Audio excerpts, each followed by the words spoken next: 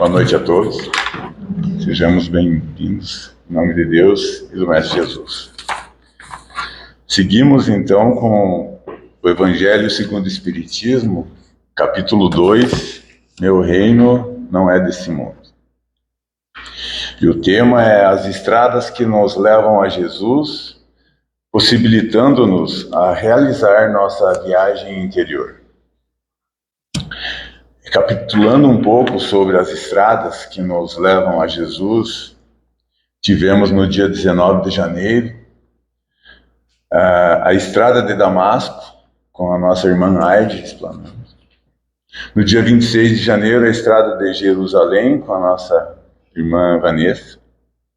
Com a dona Celuí, a estrada de Jericó, no dia 2 de fevereiro. E a quarta estrada de Emaús, com a Viviane, no dia 9 de fevereiro.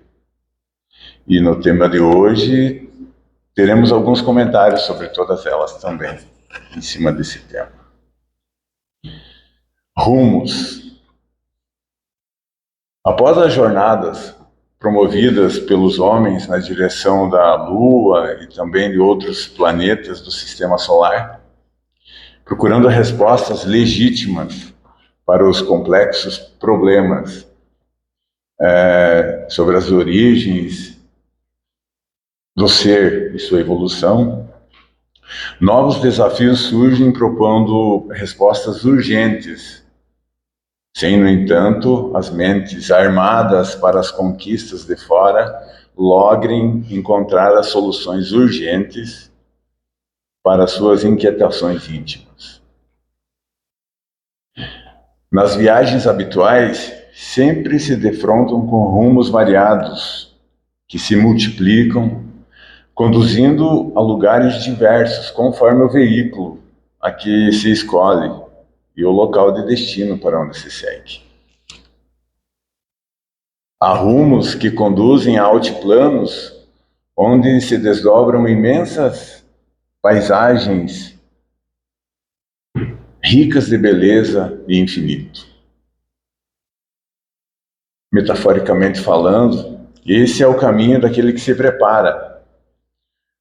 Como numa viagem de carro, ele faz a revisão do seu veículo, as reformas devidas, para que ele possa percorrer o caminho sem muitos obstáculos que atrapalhem. Consulta o destino e qual o caminho que vai seguir, para que chegue ao destino e possa desfrutar daquilo que se prontificou a receber. Assim é a nossa vida. Aquele que procura o rumo de fazer o bem, fazer o certo para si e principalmente para com os outros, com certeza colherá paisagens ricas e belas ao infinito. Há rumos que levam às ásperas e tortuosas baixadas onde proliferam miasmas, sombras e morte. Novamente aqui falando em metáforas, esses são aqueles que não se preparam e deixam tudo para depois. Não se preocupam com as revisões, com as suas reformas devidas do seu veículo. Não estamos falando aqui só do veículo automóvel, né? Estamos falando do nosso corpo, da nossa alma aqui encarnada. Não traçam o caminho e nem se preocupam com o plano de viagem. Terão o mérito de desfrutar de paisagens belas no final da viagem? Não. Terão as sombras e sofrimentos que lhe perturbarão a alma e o espírito no final dessa caminhada. Há rumos indédulos, ou seja, caminhos confusos, que transportam para lugares nenhum, produzindo fundas decepções. Hoje, pela manhã, ao despertar, isso é um exemplo, né? Consciente ou inconscientemente, a gente já traça o rumo que vai tomar durante o dia. Principalmente se você tem um trabalho e tem os seus deveres a cumprir, e quer cumprir da melhor forma possível. Você traça o que vai fazer, qual que é qualquer que seja o seu trabalho, consciente ou inconscientemente, você já está preocupado com isso. Para a noite, alguns que ainda compactuam com as festas carnavalescas se dirigiram para os seus rumos, que também, bem ou mal preparados. Não estamos julgando ninguém aqui. E nem temos a capacidade de falar alguma coisa. Pois grande parte de nós também já fomos pular o carnaval em alguma época de nossa vida. Desta ou de outra, em alguma festa nessas datas. Já tomamos esses rumos. Agora, não mais. Mas, no entanto, desta vez, pegamos outro rumo. Rumo esse que nos fez buscar os ensinamentos de Jesus, de procurar ou pedir a nossa cura, para qualquer que seja a nossa mazela, de ter o tratamento espiritual que tanto necessitamos. E aqui estamos, livres, confiantes, com fé que receberemos o que nos é dado, conforme o mérito de cada um, conforme o que você traçou nesse teu rumo.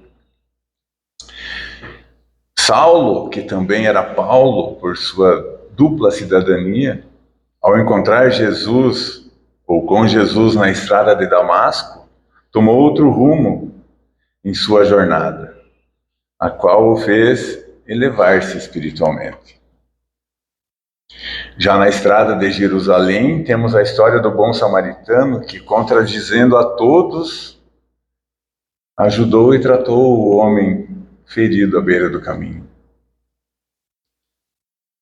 Na estrada de Jericó, temos um mendigo cego, Bartimeu, que por sua fé em Jesus foi curado e teve seu rumo renovado, seguindo Jesus após recuperar sua visão. E na estrada de Emaús, temos os dois discípulos que, por sua falta de fé, perderam a oportunidade de reconhecer Jesus no primeiro instante do seu encontro, ou reconhecendo somente mais tarde. Rumos e rumos. Essa palavra a gente vai ouvir bastante. Uns são rumos que escravizam, e outros rumos libertadores. Fácil e imperioso saber qual é a meta que se persegue, a fim de escolher o rumo onde avançar. Helen Keller, não obstante cega, surda e muda, escolheu o rumo da iluminação e, saindo da amargura que se poderia emparedar, alienando-se, encontrou a alegria de viver, ensinando a técnica da felicidade a todos. Primeira pessoa surdo-cega a se formar em uma universidade. Veja o rumo dessa irmã, que poderia se enclausurar necessitando de auxílio para toda a vida, mas não. Ela escolheu o rumo ainda de auxiliar os outros, com todas as dificuldades que veio nessa encarnação dela. Eichmann, membro da SS nazista, portador de expressiva cultura e dotado de um físico excelente, vitimado pela paixão de preservar uma pseudo-raça superior, elegeu o rumo do extermínio de 6 milhões de judeus. Esse que tinha tudo para fazer bem para todos, escolheu o rumo de maltratar tantas pessoas. Uma escolheu rumos que libertam, outro, rumos que escravizam. Rumos antigos e rumos modernos. Maria de Magdala, atendida por Jesus, tomou o rumo libertador que a conduziu à madrugada da ressurreição e, posteriormente, aos sublimes cimos da vida. Já Judas, embora carinhosamente atendido e assistido pelo Mestre, deixou-se arrastar por injustificável precipitação, seguindo o rumo funesto do suicídio infeliz. Qualquer que seja o seu problema, a dificuldade, qualquer que seja a mazela que esteja passando, família, amigos ou consigo mesmo, a única coisa que não deve seguir é esse rumo do suicídio. Jesus ainda vai buscá-lo, mas o sofrimento vai ser bem pior na próxima encarnação. Então procure conversar com alguém, se souber de alguém que esteja passando por essa precipitação, converse, tente auxiliar, porque dos relatos que temos e pouco conhecimento que temos, o sofrimento é muito grande do outro lado. No segundo que é feito isso, um segundo depois, o irmão já se arrepende e não tem botão de reset para voltar na mesa. Vai ter que vir e cumprir outra passagem, talvez com uma sequela difícil. Então, se alguém puder ajudar alguém, que escolha esse rumo do apoio, que vai estar fazendo um grande favor a todos, principalmente esse irmão que está em dificuldade. E o Evangelho tem sido, através dos tempos, o mais seguro rumo de libertação interior de que se tem notícia. Esse é o rumo mais moderno que temos que seguir, o Evangelho. Não interessa se for o nosso, Evangelho segundo o Espiritismo, ou o Evangelho dos Evangelistas, em qualquer obra que você queira ler. Uma dose diária, uma dose na hora da dor, uma hora que você precise clarear a sua memória, a sua ideia. Tome uma dose do Evangelho, faça uma prece, que com certeza, mesmo imperceptível, as coisas vão melhorando. As coisas vão clareando. E você não vai escolher um rumo que venha te danificar nessa caminhada. No livro Rumos Libertadores, ditado pelo espírito Joana de Ângeles e psicografada por Divaldo Franco, diz o seguinte sobre o Evangelho e alguns discípulos. Muitos discípulos desatentos, manipulando-o, embora habilmente, não o seguem, perdendo o rumo e complicando a existência que poderiam utilizar proveitosamente. Cuida-te ao escolheres o caminho por onde avançar. Eu poderia citar vários irmãos que usam do ensinamento do Evangelho para reforçar seus orçamentos, para usufruir de tantas outras coisas, mas não vamos entrar nesse caso, para não se desvirtuar muito do que nós queremos falar de bem hoje, de rumos bons. Roteiros há que terminam em lugares sem saída e outros que conduzem a amplas regiões de paz. Vê qual rumo que pretendes tomar e elege a via da libertação. Não postergues a tua decisão superior. Aqui eu tenho alguns itens que eu vou ler diretamente para vocês. O caminho determina o destino, a direção que você toma hoje define onde você chegará amanhã. Caminhos diferentes levam a lugares totalmente distintos. O caminho molda quem você é. As experiências, pessoas, desafios que você encontra no caminho influenciam o seu caráter, valores e visão do mundo.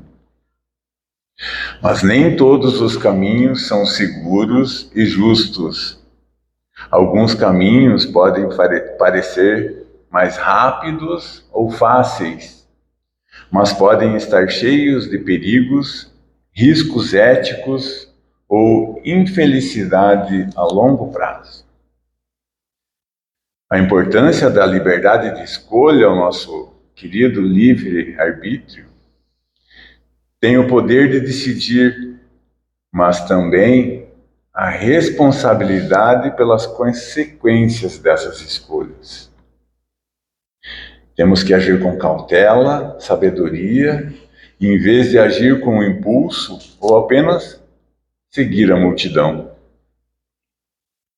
Caminha com cuidado, pois cada passo é uma construção do teu futuro.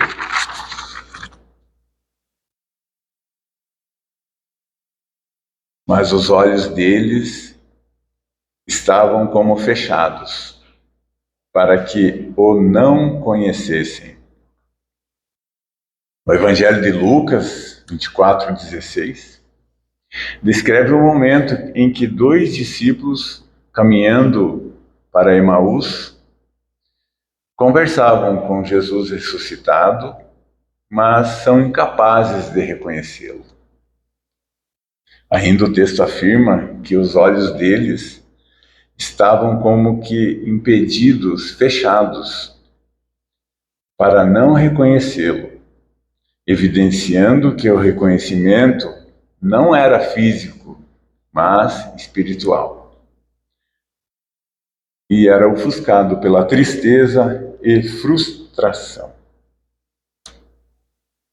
Esse relato ocorre no domingo da ressurreição, após os discípulos Cleopas e outro não denominado estarem desiludidos com a crucificação de Jesus, esperando que ele libertasse Israel. A cegueira espiritual ou impedimento divino para reconhecer Jesus reflete como o desapontamento e a falta de fé nas profecias, podendo impedir os seguidores de enxergar a ação de Deus no presente. A ação divina. Diferentes versões da história indicam que os olhos deles estavam impedidos ou fechados, sugerindo essa intervenção para que a revelação ocorresse no momento certo, quando ele partiu o pão. Essa passagem também é frequentemente citada para ilustrar como os fiéis podem não perceber a presença de Cristo em suas dificuldades cotidianas. Por isso, a prece diária e uma dose de Evangelho é capaz de auxiliar. E a fé vai só aumentar. Agora, se a gente não tomar esse rumo, as dificuldades vão vir. E vem a galope. Então, depende de quem? De nós. Correr atrás, procurar um aprendizado, estudar, mesmo que com dificuldades. O que não podemos é ficar estático, esperando que caia do céu o que a gente precisa.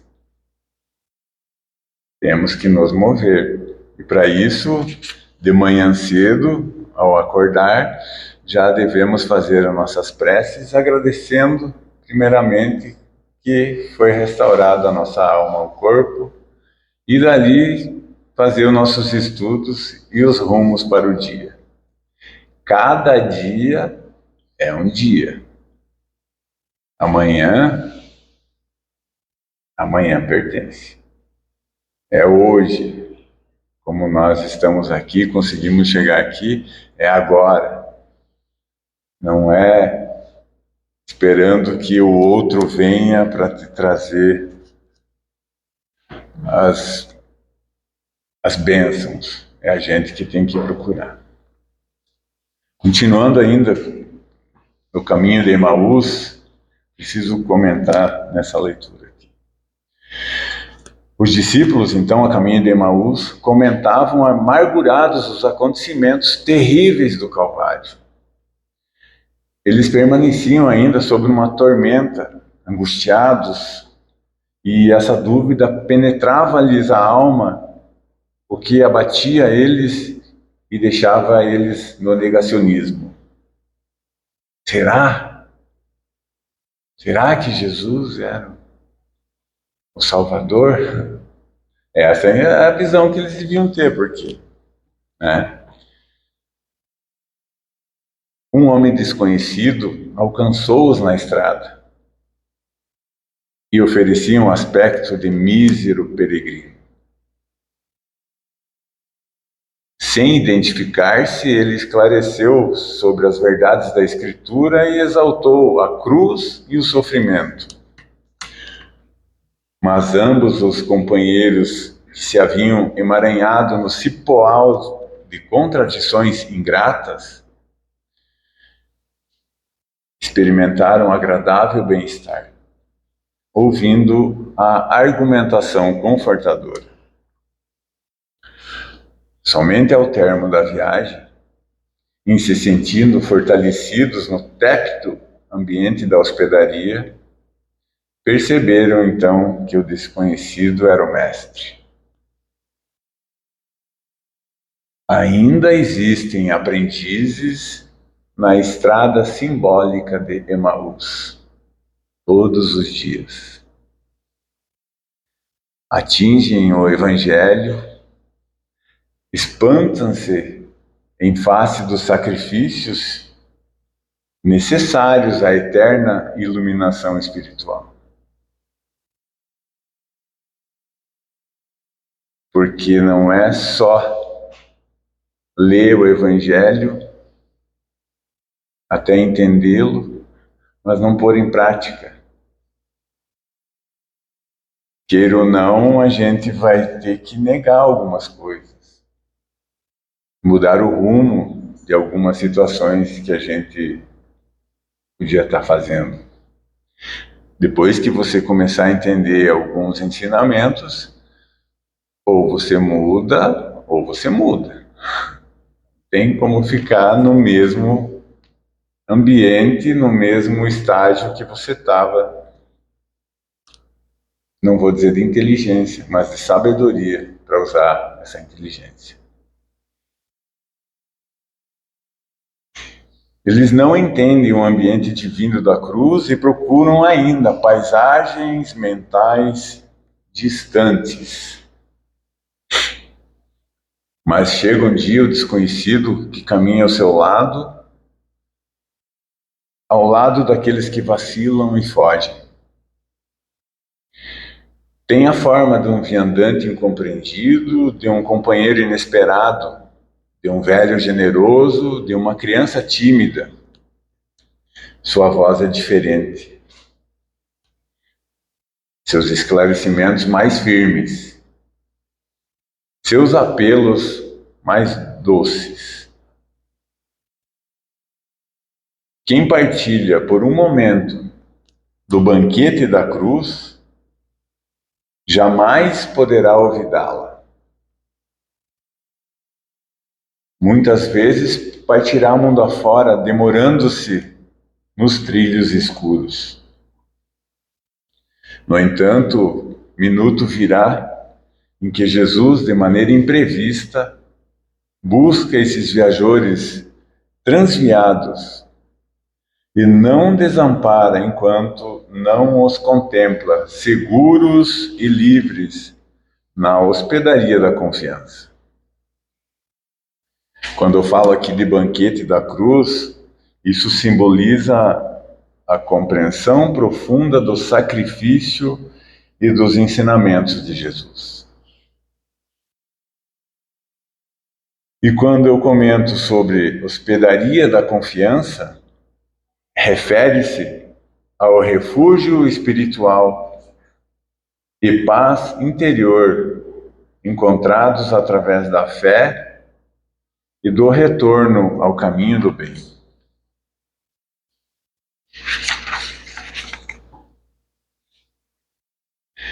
Esse texto foi ditado pelo Espírito Emmanuel e encontra no livro Caminho, Verdade e Vida, capítulo 95, denominado O Amigo Oculto. Essa psicografia é de Chico Xavier, ou Francisco Cândido Xavier. Também baseia-se no versículo de João 14:17, que diz: O Espírito de verdade, que o mundo não pode receber, porque não o vê nem o conhece, mas vós conheceis, porque habita convosco e estará em vós. Espírito de verdade. Voltando aos estudos de ontem, eu lembrei aqui que o seu Valentim comentou que muitos espíritas recordam que Allan Kardec codificou no século XIX a codificação espírita. E muitos acham que o espiritismo nasceu ali, mas não.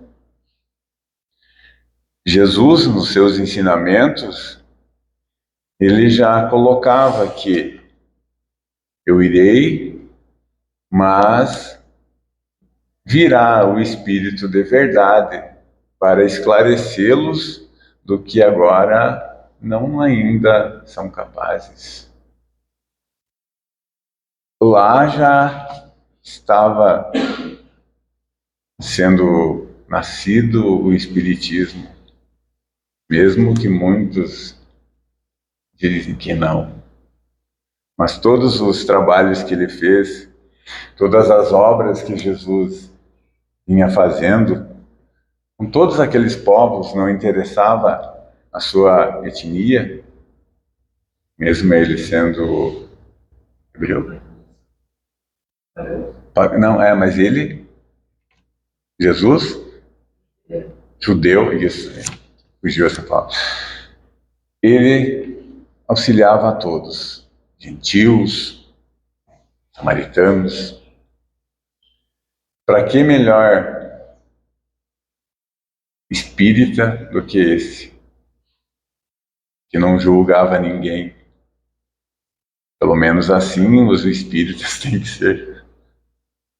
Ainda estamos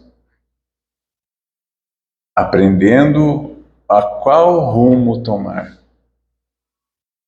A dificuldade de escolher esse caminho tem muitos sacrifícios. Mas esses sacrifícios são para o bem, não são para o mal. Amar o próximo como a si mesmo é uma das duas leis que ele mais trabalhou. A Deus acima de tudo, né? Não vemos Jesus porque geralmente procuramos fora. E ele está em nós. Ele nunca nos abandonou. Na verdade, é nós que o perdemos. e nossa pouca fé e os nossos olhos fechados. Os olhos espirituais. Os olhos espirituais. Totalmente cegos. Então procuramos entender um pouco mais do que esse espírito elevadíssimo deixou para nós aqui, enquanto ele esteve entre nós, em carne. Mas em espírito ele nunca abandonou e esteve antes de tudo o que a gente vê e toca. Porque quem criou esse planeta, se não sabemos ainda, foi Jesus. Estava aqui antes do fogo esfriar ou do gelo ser aquecido. Não cai como você falou hoje, mas um cabelo sempre. É. E o meu ele deve ter visto todos. A estrada norte e sul pode ser a tua vertical de silencioso crescimento para Deus, na luta íntima, sem testemunhas. Isso representa sua conexão direta com o divino. Um trabalho de lapidação interna que ninguém vê, mas que sustenta tudo. A estrada norte-sul. A estrada leste-oeste são a linha horizontal da tua vivência espiritual e fraterna com as criaturas humanas do teu caminho. Não adianta se esconder do amigo, do vizinho que não se dá bem, do parente que não isso, que não aquilo. Se está ali é para nós vivenciar com ele. Se não for agora, vai ser depois. Temos que enfrentar esses obstáculos da melhor forma possível. Não é brigando, é enfrentar convivendo. Essa linha horizontal é com a vivência dos nossos irmãos. Tem gente que se enclausura numa bolha, se afasta de tudo, achando que está mais evoluído espiritualmente. E na verdade está só complicando a sua vivência, porque vai ter que retornar e aprender a conviver com o irmão novamente. Não tem outra alternativa a não ser acertar os pingos nos is. Cada um. Felizmente, não vou falar infelizmente, senão felizmente. Então a estrada leste-oeste é onde sua espiritualidade toca o chão. É a prática da fraternidade e serviço ao próximo. Essa é uma poderosa metáfora sobre o equilíbrio espiritual e sugere que a evolução não é apenas para cima, devoção, mas também para os lados, a caridade. Então, falar da caridade, mas vamos focar na caridade espiritual, porque a caridade material é a caridade mais fácil de se fazer, quando não se é apegado a cada ceitil no seu bolso. Meter a mão no bolso e tirar algum bem para dar é facinho. Fiz a minha caridade. Mas a caridade espiritual, ter a convivência também, é muito mais vantajosa, digamos assim, para o seu espírito e do irmão, do que só ceder um pedaço de pão. Não que não devemos também auxiliar aquele que tem fome, aquele que tem dificuldades. E nem vamos cogitar aqui que cada um está no estágio que tem que estar. Então, se você está no estágio melhor que o irmão, é porque você já tem capacidade de auxiliá-lo. E se o irmão está num estágio, às vezes, muito deplorável, espiritualmente, ou como a gente já sabe de vários casos, ele plantou, né, o que está passando, mas não podemos também, porque a colheita dele está sendo pesada, deixar ele a Deus dará. Temos que auxiliá-lo. E agradecer a situação que a gente tem de poder auxiliar. Principalmente, se não é você hoje, será amanhã. Aquele que está migalhando na porta. Então a gente tem que entender muito, pensar muito nas ações que a gente toma, porque amanhã quem rasteja é quem hoje está voando, e assim sucessivamente. Sem a vertical, a horizontal é vazia. E sem a horizontal, a vertical é ilusória. Então, só devoção sem viver com seu irmão, com a caridade do próximo, essa estrada é vazia. E sem a caridade, sem o amor do próximo, ou amar o próximo, ter a vivência com ele, a vertical é só ilusória. Não está praticando nenhuma e nem outra coisa. Não adianta de nada. Fica aquele ditado: venha a nós e vosso reino. Nada. Então, vamos ter que cultivar esses dois rumos, essas duas estradas, para assim a nossa viagem ser mais leve e tranquila. E no final, o destino ser de belas paisagens. Quem não quer? Mas para isso, tem sacrifícios. Temos que mudar. Temos que procurar. Ainda há tempo, não de voltar atrás, mas de mudar o rumo hoje.